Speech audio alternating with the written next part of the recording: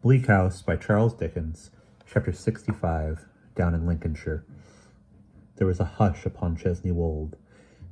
There is a hush upon Chesney Wold in these altered days, as there is upon a portion of the family history. The story goes that Sir Leicester paid some who could have spoken out to hold their peace. But it is a lame story, feebly whispering and creeping about, and any brighter spark of life it shows soon dies away. It is known for certain that the handsome Lady Dedlock lies in the mausoleum in the park, where the trees arch darkly overhead and the owl is heard at night making the woods ring.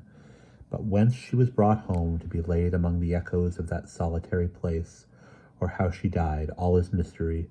Some of her old friends, principally to be found among the peachy-cheeked charmers, did once occasionally say, as they toyed in a ghastly manner with large fans when the world assembled together, and they wondered the ashes of the Dedlocks entombed in the mausoleums never rose against the profanation of her company. But the dead and gone Dedlocks take it very calmly, and have never been known to object. Up from among the fern and hollow, and winding by the bridle road, among the trees, comes sometimes to this lonely spot the sound of horses' hoofs. Then may be seen Sir Leicester, invalided, bent, and almost blind, but of worthy presence yet, riding with a stalwart man beside him, constant to his bridle rein.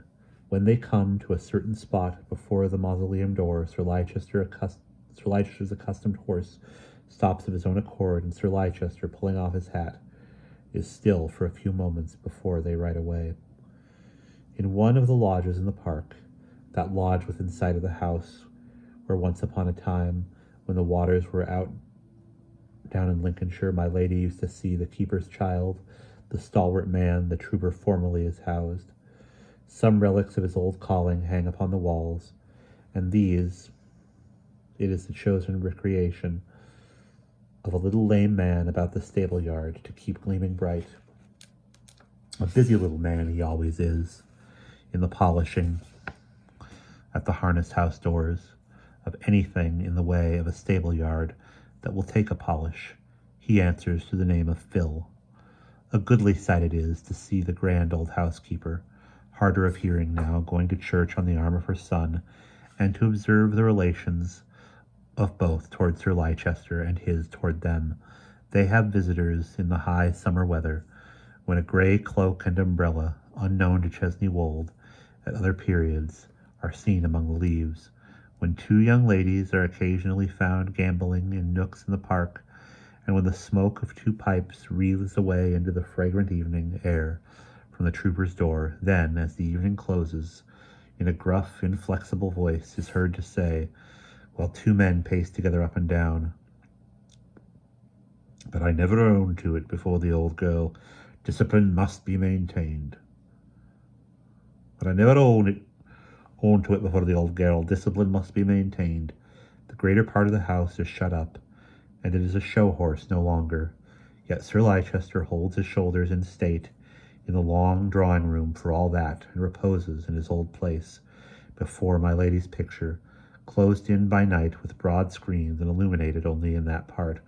The light of the drawing-room seems gradually contracting and dwindling until it shall be no more, a little more in truth, and it will be all extinguished.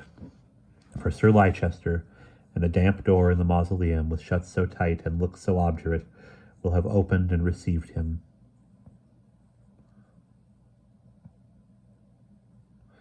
Volumnia, growing with the flight of time, pinker as to the red in her face and yellower as to the white, reads Sir Leicester in the long evenings, and is driven to various artifices to conceal her yawns, of which the chief and most efficacious is the insertion of the pearl necklace between her rosy lips.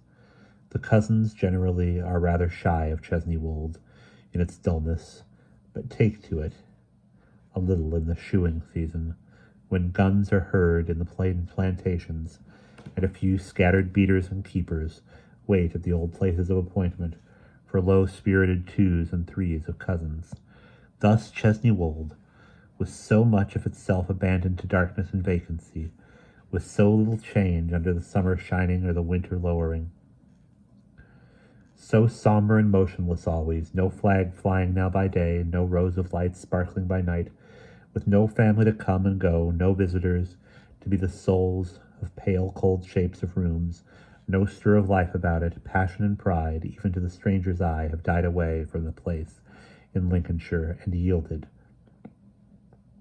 it to dull repose. And that is the end of chapter 65.